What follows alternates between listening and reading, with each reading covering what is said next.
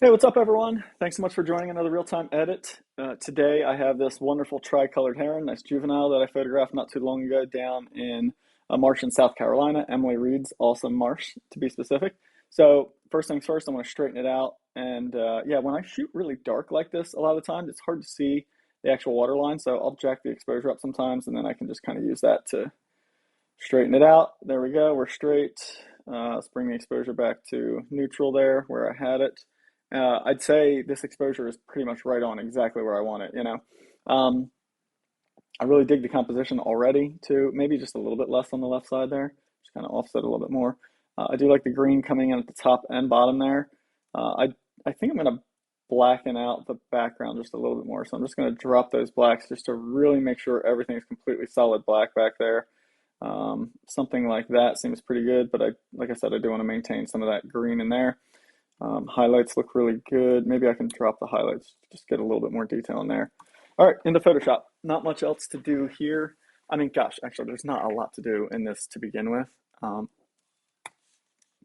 think I will actually just clean up this water line just a little bit, just some bubbles and I don't know, just whatever these white specks are.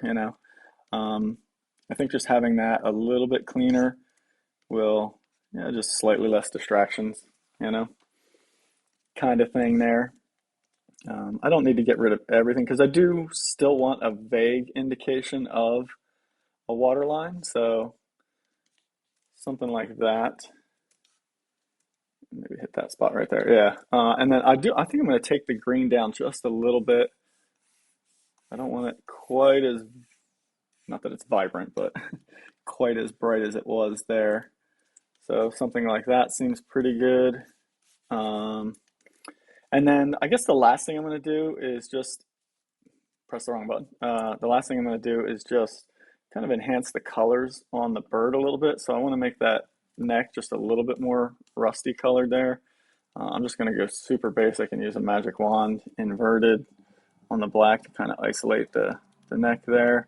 So we'll hit those areas, and then I'm just going to make that back a little bit more blue and a little bit of the top of the head, right? A little bit more blue cyan, kind of that color that they are. Again, I'll just magic wand that back, or background, I should say, and that should kind of isolate it out for me.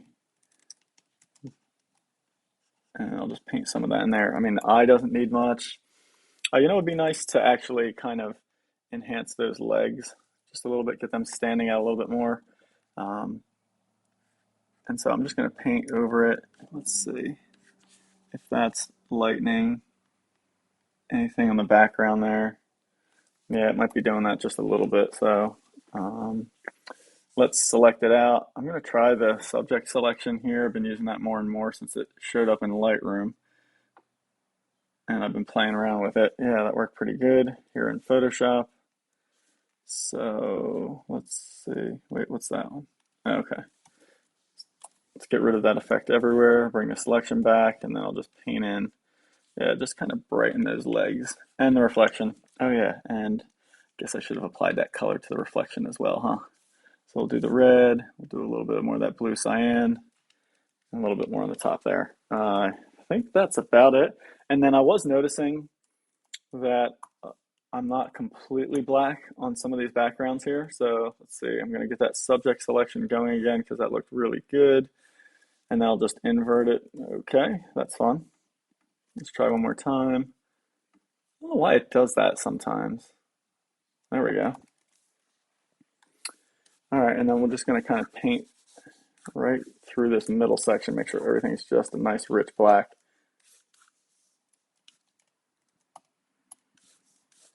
And there we go. I think we're good. So let's see. Show the whole photo here. Before, after. Yeah, just some, like, bring attention a little bit more to the bird there. Well, I thought there was going to be a little bit more to do this, but I guess, hey, one of those few times where I actually shot it pretty good right off the bat, which is nice. All right, let me get this saved. We'll head back into Lightroom. I'll show you the total before and after there. Um, there you go. So after, there's the before, there's the after. So a little bit more rich, a little bit cleaner. The legs stand out a little bit more. Colors are a little bit more vibrant and just a little bit less distraction going to that green. Not that it really was a distraction. All right, so thanks so much for watching. If you want to learn more about what I'm doing here in these real-time edit videos, head on over to rayhennessy.com, go on over to the workshop section. You can go to the online workshops and then check out a bunch of different options I have to learn with me and from me.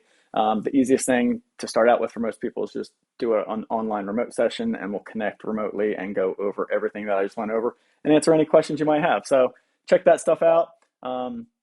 And then just a reminder, also got a ton of podcasts going right now. The Wildlife Photo Chat podcast is still going. The Raw podcast is every week. So new content for you quite often there. And as always, new photos on the website. So thanks so much for watching. I'll see you guys on the next one.